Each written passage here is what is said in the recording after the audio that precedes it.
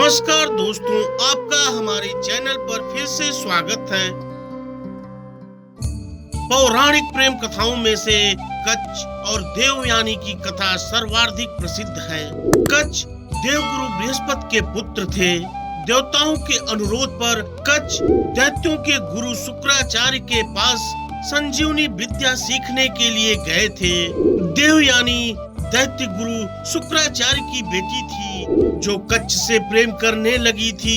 आइए कहानी शुरू करते हैं। प्राचीन काल में देवताओं और राक्षसों के कई युद्ध हुए। इन युद्धों में कभी देवता जीतते तो कभी राक्षस। लेकिन एक समय ऐसा आया कि राक्षसों की शक्ति तेजी से बढ़ने लगी।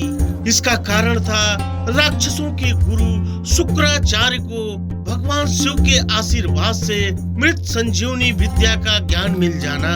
अब युद्ध में जो भी राक्षस मर जाते, शुक्राचार्य उन्हें फिर से जीवित कर देते। देवताओं के लिए यह बड़ी समस्या बन गई। देवताओं के गुरु बृहस्पति इस विद्या से अनजान थे। तब देवगुरु बृहस्पति को एक उपाय सूझा। उन्होंने अपने पुत्र कच्छ से कहा कि वो जाकर गुरु शुक्राचार्य का शिष्य बन जाए और मृत संजीवनी विद्या सीखने का प्रयास करें।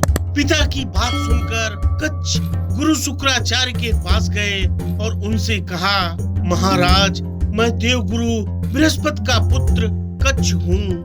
मैं आपकी शरण में रहकर 1000 वर्षों तक आपकी सेवा करना चाहता हूँ। आप कृपया मुझे शिष्य के रूप में स्वीकार कर लीजिए। इस पर गुरु शुक्राचार्य ने कहा, मैं तुम्हारा स्वागत करता हूँ। तुम बृहस्पति के पुत्र हो, मैं समझता हूँ। तुम्हारा सत्कार करना बृहस्पति के सत्कार करने के समान है। इसके बाद कच्छ ब्रह्मचर्य व्रत का पालन करते हुए वहीं रहकर गुरु शुक्राचार्य के शिष्य बन गए। कच्छ एक तेजस्वी युवक थे। आचार्य शुक्र तथा उनकी पुत्री देवयानी की कच्छ नित्य सेवा आराधना करने लगे। आचार्य कन्या देवयानी भी युवावस्था में पदार्पण कर चुकी थी और धीरे धीरे देवयानी कच्छ को प्रेम करने लगी, पर यह बात उसने किसी को नहीं बताई। इसी बीच राक्षसों को यह बात पता चल गई कि देवगुरु का पुत्र कच्छ गुरु शुक्राचार्य से मृत संजीवनी विद्या की शिक्षा ले रहा है। राक्षसों ने सोचा कि कच्छ का जीवित रहना विनाशकारी हो सकता है, अतः वो चुपचाप कच्छ को मारने की योजना बनाने लगे। एक दिन राक्षसों ने जंगल में कच्छ को पकड़कर उसका वध कर दिया। देवयानी ने जब यह जाना तो उसने रो रो कर पिता से कच्छ को पुनर्जीवित करने की याचना की। गुरु शुक्राचार्य ने कच्छ को जीवित कर दिया। इस बात से राक्षस चिढ़ गए। उन्होंने कुछ दिन बाद पुनः कच्छ को मृत्यु के घाट उतार दिया। लेकिन इस बार राक्षसों ने कच्छ को मारकर उसके शरीर को जला दिया और राख को एक पेय में मिलाकर अपने गुरु शुक्राचार्य को ही पिला दिया। शाम को देवयानी ने जब कच्छ को कहीं नहीं पाया तो वह समझ गई कि क्या हुआ होगा और देवयानी ने पुनः अपने पिता शुक्राचार्य से विनती की कि वो कच्छ का पता लगाएं। गुरु शुक्राचार्य ने अपने तपोबल की शक्ति से कच्छ का आवाहन किया तो उन्हें खुद के पेट से कच्छ की आवाज आई। शुक्राचार्य दुविधा में पड़ गए।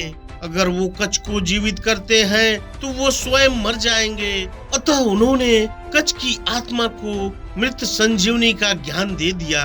कच्छ अपने गुरु शुक्राचार्य का पेट फाड़कर बाहर आ गए और शुक्राचार्य मर गए।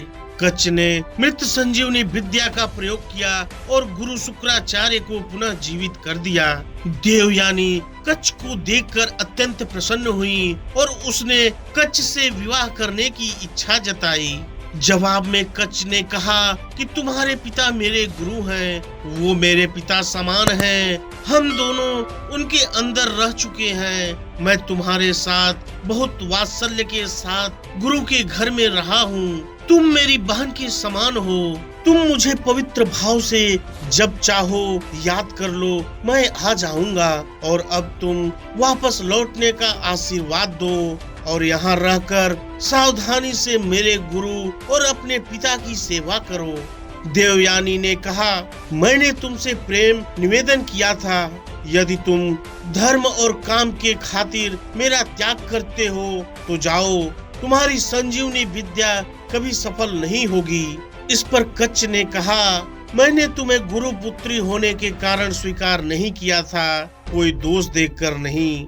मेरी गुरु ने भी मुझे ऐसी कोई आज्ञा नहीं दी थी, तुम्हारी जो इच्छा हो श्राप दे दो, मगर मैंने तो सिर्फ ऋषि धर्म का पालन किया है।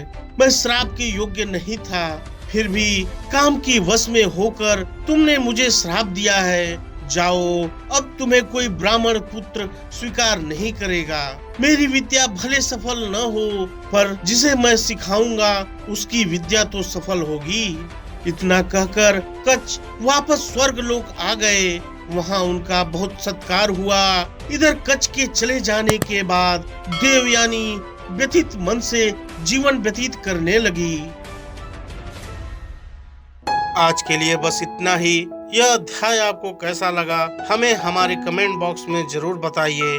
आप इस वीडियो को फेसबुक पर देख रहे हैं तो पेज लाइक करिए, और यूट्यूब पर देख रहे हैं तो चैनल को सब्सक्राइब करिए और अपने दोस्तों के साथ शेयर करिए। और आप हमसे इंस्टाग्राम पर भी जुड़ सकते हैं, लिंक डिस्क्रिप्शन में दिया हुआ है।